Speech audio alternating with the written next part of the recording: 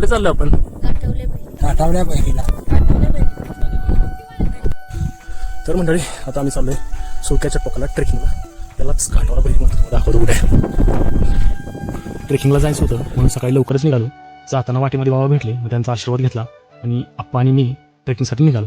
जाताना दुकानावर थांबलो आणि चिप्स घेतले आणि थेट जाऊन पोचलो गावाचाही शेवट आणि रोडचाही शेवटला बसलेल्या ग्रामदेवता कुंभलजाईच्या मंदिराजवळ. आईच्या पाया पडलो, गाडी तिथंच लावली आणि पायी पायी निघालो.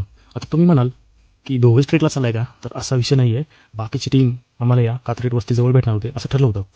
सगळी एकत्र भेटलो आणि प्रवास चालू केला. पुढे गेलो तर हे असलं जंगलात भारी तलाव होता आणि त्याच्या शेजारी 2 नॅचरल पाण्याची टाकी होती.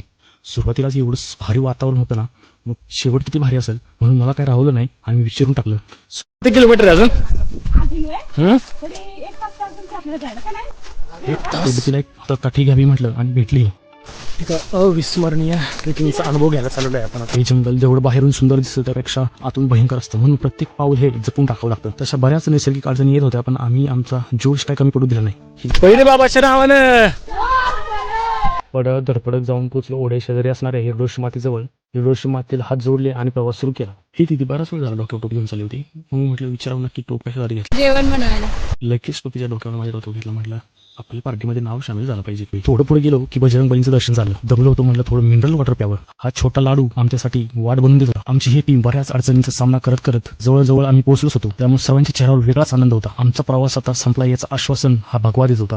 चपला अलीकडेच काढल्या आणि आम्ही देवी समोर नतमस्तक झालो. तर मंडळी, एका तासाच्या ट्रेकिंग नंतर फायनली आपण आपल्या ट्रेकिंग पॉईंटला पोहोचलो. सर्वात तुम्हाला दाखवतो कशा प्रकारचा नजारा आहे. हे बघून मला स्वप्नील जोशींचं वाक्य आठवलं. मला रडू कोसळलं आनंदाने की काय आहे हे, किती सुंदर आहे. एवढं सुंदर दृश्य बघून मन तर भरलं होतं. आता म्हटलं पोटाचं बघू.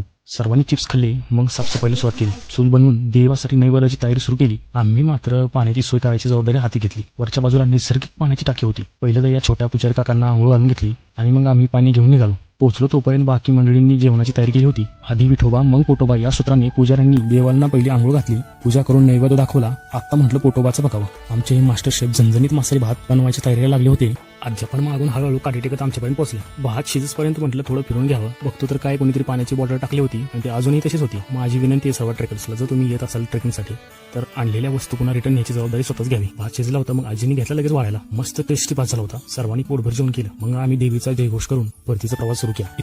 वैरीच्या नावानं पर्यंत पोहोचला असाल तर नक्कीच लाईक करून जावा. धन्यवाद.